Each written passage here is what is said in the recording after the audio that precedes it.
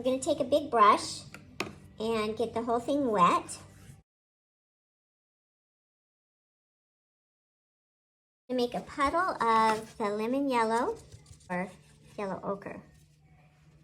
Okay, so then I'm going to start putting in some of this color of the yellows, and I'll just go back and forth.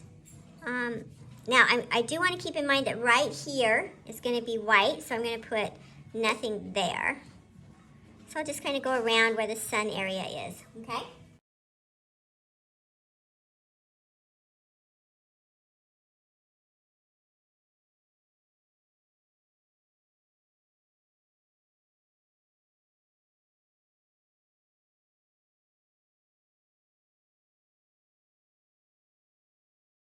Now I'm also, as I'm doing the bottom here, I'm kind of coming upward in my strokes because I want it to kind of point to where I want people to look. So I can put a little bit of a stroke coming down in this top color of that side in there. I've got that base of some color. Now, what I would like is to add a little bit of dark, a little more of the yellow ochre down here because it is darker. It's kind of away from the sun. And it gives a little more of a base to the painting. Now, as I'm doing this, I gotta be careful where I drop the ball. So as you pick up your brush, you're gonna have that ball of color and paint and water. And so I'm dropping it, kind of pulling outward so that the ball drops outside. Otherwise, I'll get more of a little puddle of color that I don't want. So coming in with my color, this is the ultramarine, and coming in there.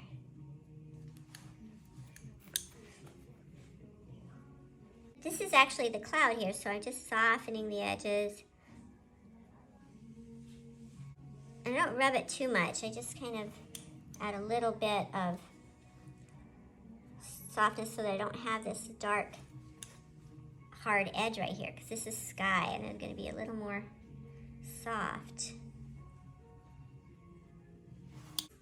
A little bit of yellow in with my red. I'm just going to make a little bit of orange here in my petal.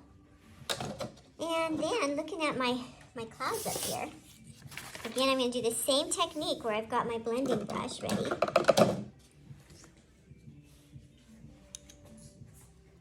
And I'll just come in here and make some little marks of the orange in there. But then I'm going to soften those edges. So I'll just come in and soften those up a little bit. And then I want to show you another way you can do it too. So that's one way that we can create these soft little orange happening in there. And it's my preferred way, but another way you can do it is you can take and just get, like, let's say here's this one cloud here that's orange. I can pre-wet that area. The problem with doing that is then it's going to be lighter than just because there's more water there, so you have to be aware of that. That's going to end up being pretty light. So then I'm going to put in my color into that wet area and see how it's just blending out.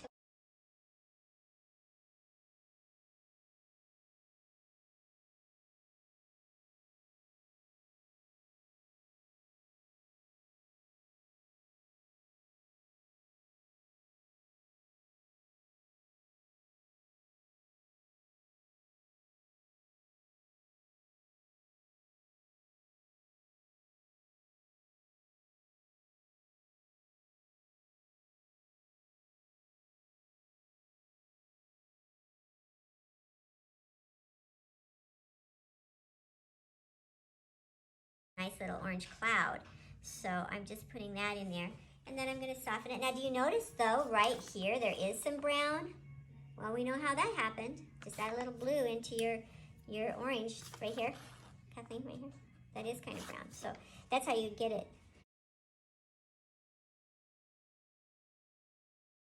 Yeah, right down here, there's a little bit of a pink. So I'm going to put that in there. Well, I made it a little too orange, so I'm going to pull that off again. Okay. And put in a little more of a pink sky right here. I like that. What color is that? That's my red, Oh, with just with a lot of water, because the white in our watercolor is our paper. So what happened is I'm too far down my page. That's okay. That's where it'll be. Yep, that's where I gotta go under the blue, right, to do that? Yeah, go right under your blue. Mine's pretty far down too, but you want to be, it'd be better to be down than to be in the middle, because this is not in the middle. We want it to be a third down, so that's okay. Kathleen, that's really just fine. All right, loving it, okay. Now, what will be helpful, and it goes back to what Kathleen was kind of leading to, is that we need a horizon line, right? So we're going to create that by using the same red, and then we're going to use a little bit of our blue with that red, and we're going to make a purple. So we really haven't introduced a new color. We're just, this is the color my rocks are going to be. They're going to be purple. And why? Because it's pretty. It's prettier than brown. And we're trying to make something aesthetically pretty. Okay, so now I'm going to decide where my horizon line is going to be. And it's mostly dark, isn't it? So I'm just going to put some in here. And I know this is going to be the one little rock, so I'll just make a little mark there where that rock's going to be. There's a little bit of the rock right here, and then I have this next rock. So I'm doing like a light version of the rocks. They will need another layer. In fact, my paper's still wet, so they're being a little bit fuzzy, so I know I have to redo them a little bit on the edges for sure.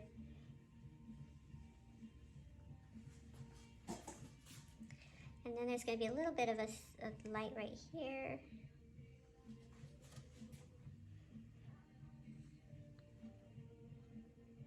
This one up here. This is just the edge of that one rock.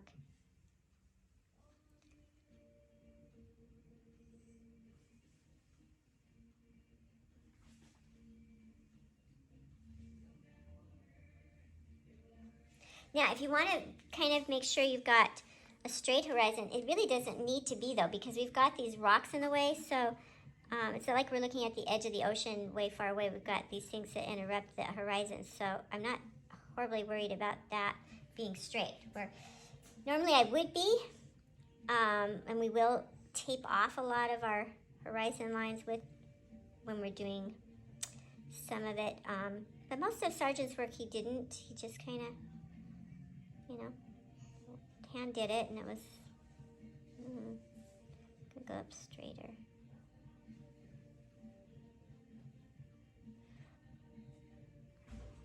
Every time I do this, I don't have quite enough, so I have less on this right side, and that's okay. That's where it's gonna be.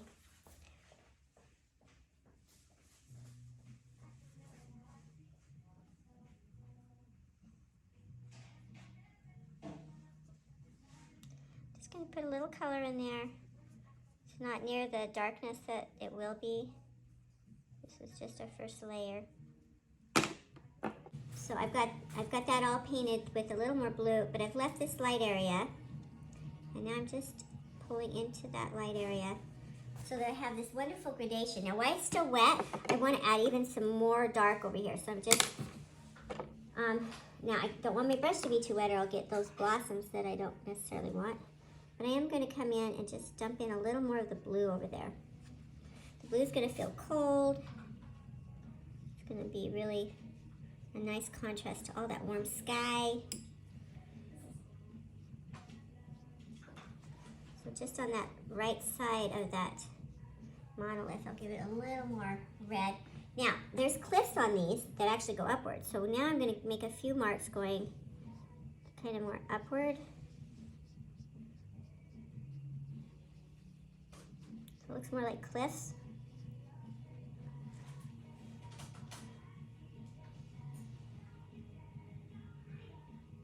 This must be Chris Doherty. Sounds like his voice.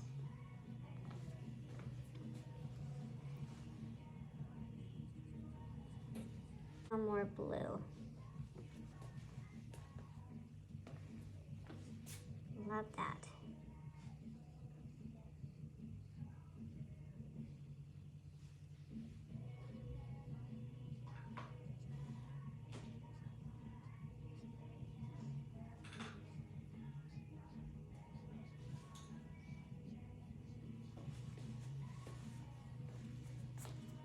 A little bit.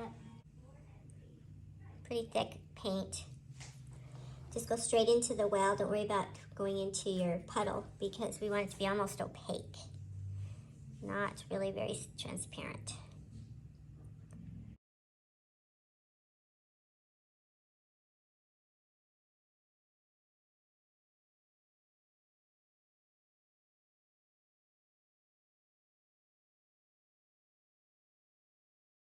This time I am going to pre-wet, and the reason is I actually want to grab some of this dark color and allow it to go down. But I want to be aware that right here I've got these white spots, so I'm probably going to leave those dry where the sun is. So look how it'll start to melt down, and that's all good. So we'll do, let's do half of it so it doesn't get overwhelming. Okay, so we've got this half here, and I'm going right up to where the white is going to be. So here's the edge of my haystack, so I'll go right to that edge and pre-wet it. So go ahead and pre-wet that area.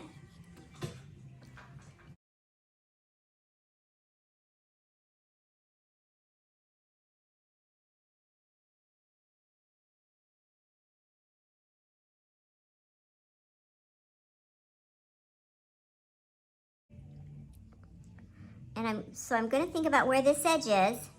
See, Kathleen, where this edge is where I want. Okay, go ahead if yours is at the right spot. If it's too fuzzy in the water, then you have to wait a minute.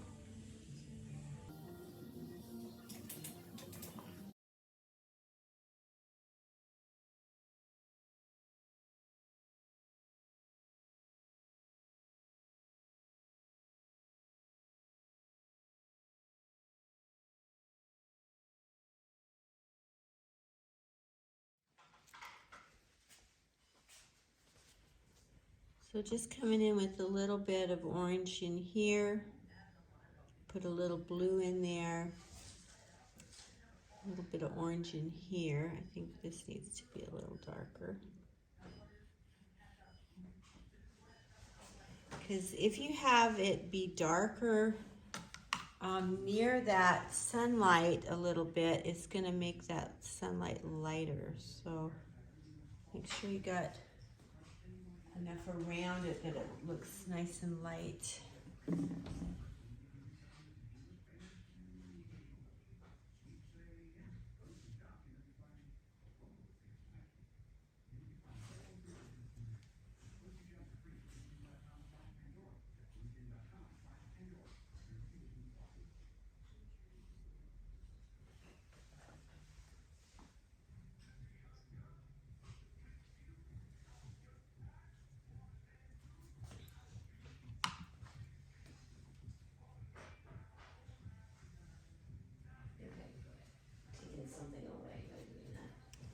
So right here, I have this wonderful foam here, so I've got to add a little bit of a dark line like I have on the other ones.